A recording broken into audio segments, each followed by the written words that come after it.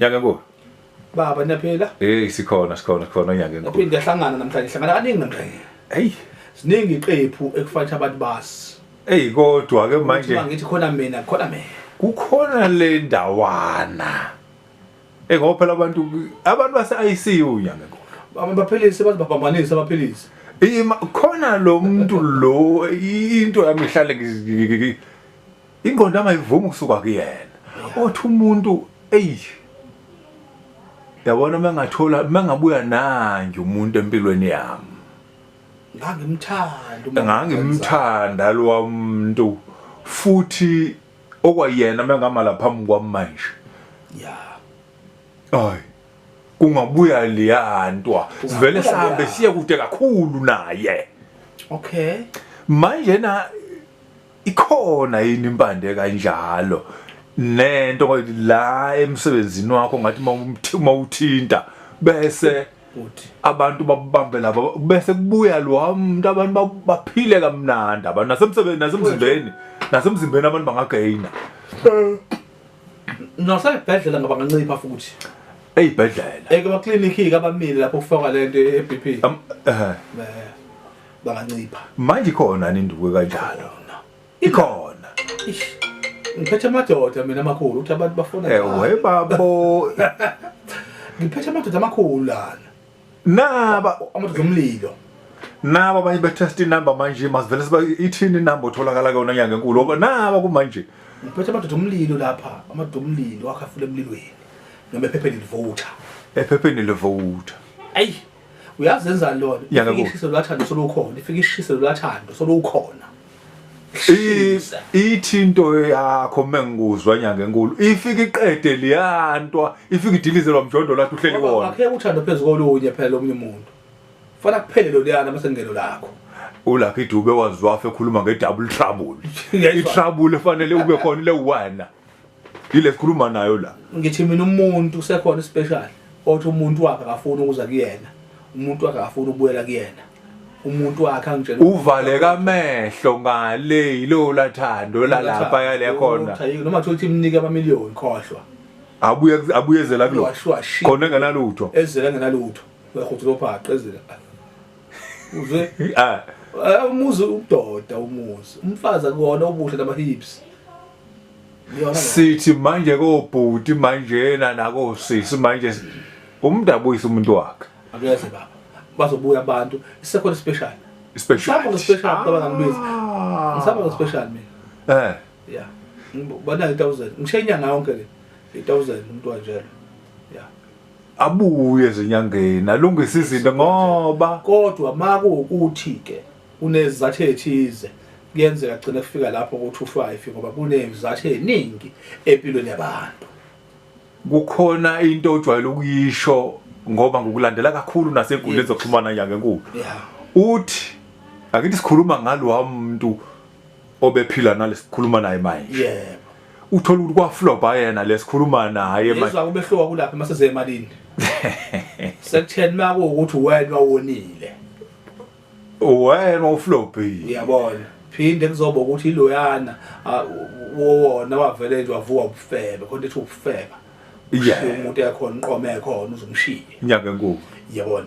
Uhlukene lapho ke le emalini. Kodwa makuukuthi nje into nje obona ukuthi vele yathi nje khona into okuyisho nyanga enkulu njengoba ngithi ngiyakulandela kakhulu nasenkundleni zokuxhumana. Uthi umuntu akakhuluma iqiniso. Hayi mume neqiniso kumele usiqedile. Ungangizeli nokuso, ungangizeli ukuthi kade wahamba ngoba la ngizokutshela into enginayo, ngizokunika into esivumelana ngayo. Esingavumelana ngayo ngikunike yona. Le nto singikhumbuza ngisho naseqaleni. Nyanga uma ufuna ukuliwina icala, kumele ufike ukhuluma iqiniso. Ukuthi cha ngiflobhile kodwa nami ngilahlile, ngashaya ikhala la nala. Ummeli bese kwazi ukukulandelela ngendlela.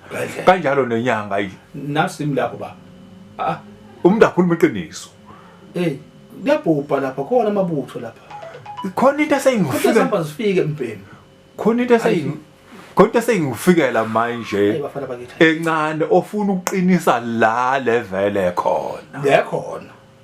Ngaye ngiyamnika lo nawo ngimnikile naye. Naye ngimnikile ngathi mefuna ukuqinisa la ekhona. Naye uzwa futhi emalini ngesizathu 1000 naye. 1000. Yes.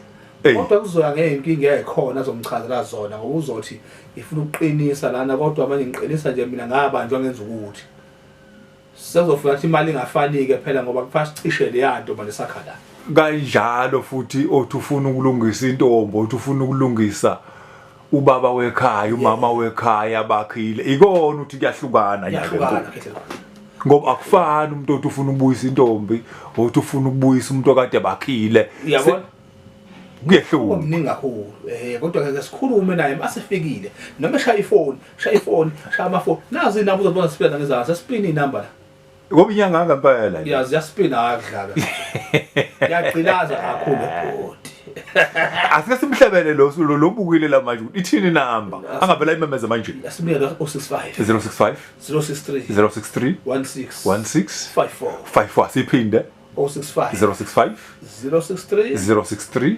16 54 54 ikhona enye otholakala kuyona wona nyanga futhi enethi 062 062 00 7 7 00 88 80 asiphinda lakithi manje siphindela lokho nabe ngicina angithi bagcina bathi awuyasiziba futhi uyayitshela ngiyitshela bafowethu ile ibhizi lokuchazela nina njalo asiphinde le 062 00 7 7 00 80 ekugcineni ku TikTok yatholakala DR Makhandla bovavuthayo DR Makhandla bovavuthayo bobha one way ikhandlela elivuthayo one way ku Facebook futhi lapha account yami ku account uDR Makhandlela abovufuze inyanga mase DR Makhandlela abovufuze inyanga ku YouTube ku-YouTube DR Makhandla bovavuthayo nasepage nami DR Makhandla bovavuthayo imake cha ngiyakuzwe ukuthi DR uthi DR incwadi zadokotela ke konke lokho ngeke ugule mina uzoqoshwe oza kumina sithe inyanga ngempela incwadi futhi ukuhlale kancane incwadi yadokotela uyithole nje ngoba inyanga yangempela noma uyafona wayena uyojena ukuthi kahle indoda umuntu afonele nazi inamba lezi esiqeda ukuzisho manje uzozibona zihamba la ngezasuka akakhuluma iqiniso umuntu ukuthi iqiniso ngihlulela kodwa mawuqama manga ngizokunika ngikunike uyabona uqaba manga yabheda uyafaka esho clinic uqaba manga unika lapha esekhanda la kulona kuphethe asibambela kuya ke kodwa